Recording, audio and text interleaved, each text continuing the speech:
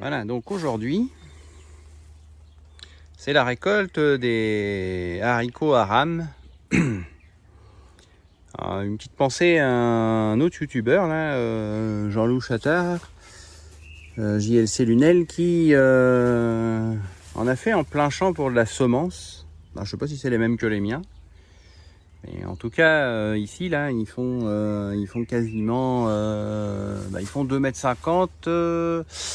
Les supports sont à 2,50 m, ouais, ils font 3 mètres de haut, les trucs là.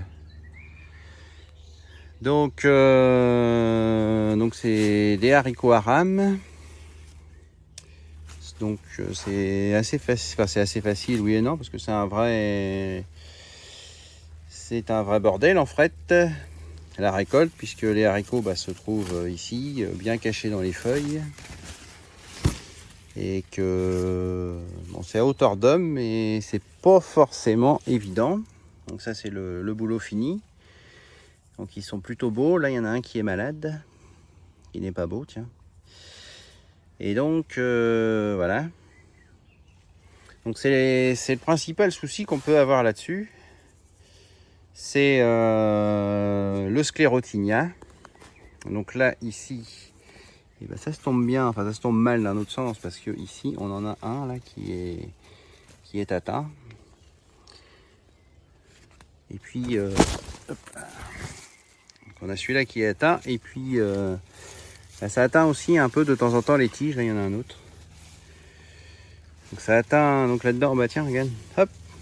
Et la surprise, j'ai un petit nid d'oiseau qui est vide, le locataire est parti.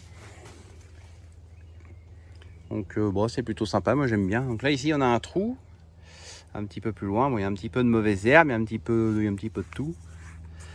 Mais globalement ils sont assez beaux. Ça fait un vrai volume de végétation. Donc on a j'ai intégré un champignon dans le sol pour essayer de lutter contre justement le sclérotinia, mais c'est pas efficace à 100%. Et puis le problème ici, c'est que on a aussi un retour trop rapide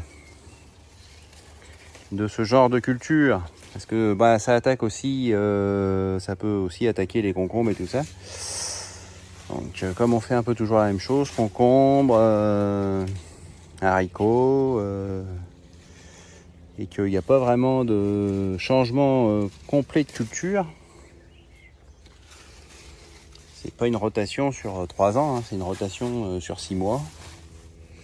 Et on a ce genre de problème. Donc j'avais intégré un champignon dans le sol, mais apparemment ça n'a pas suffi. Et on a aussi un autre problème qui peut y avoir aussi là-dedans, c'est les acariens. Mais là pour le moment RAS. Et j'ai commandé des auxiliaires qui doivent arriver cette semaine en préventif, parce que j'ai reçu un avertissement agricole me disant que avec les fortes chaleurs et tout ça, on pouvait avoir des acariens. Donc je préviens un peu le truc, quoi.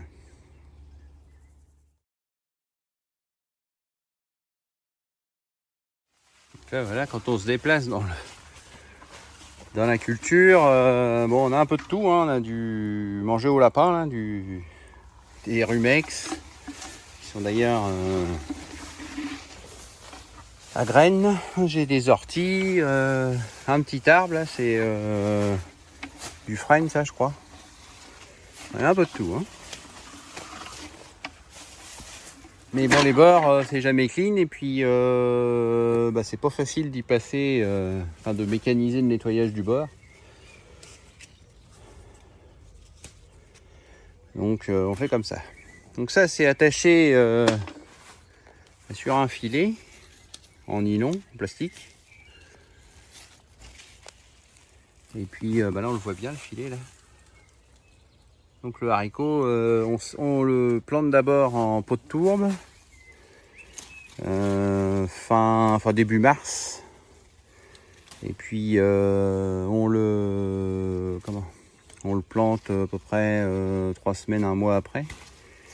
ici en place et on met le filet.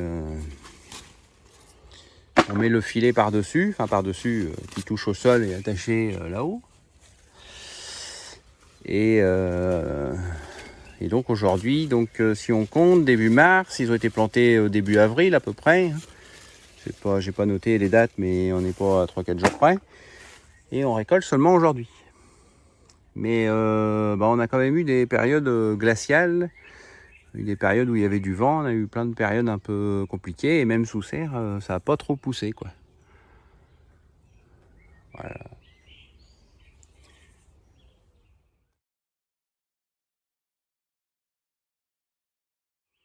Donc voilà la récolte des haricots. Alors c'est des émérites, ceux-là, la variété. Voilà la récolte des haricots, et puis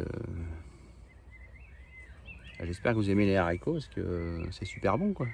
Avec un peu de crème. En Normandie, c'est facile à trouver de la crème. Et une petite branche de persil, ça accompagne très bien une petite viande, là, c'est sympa.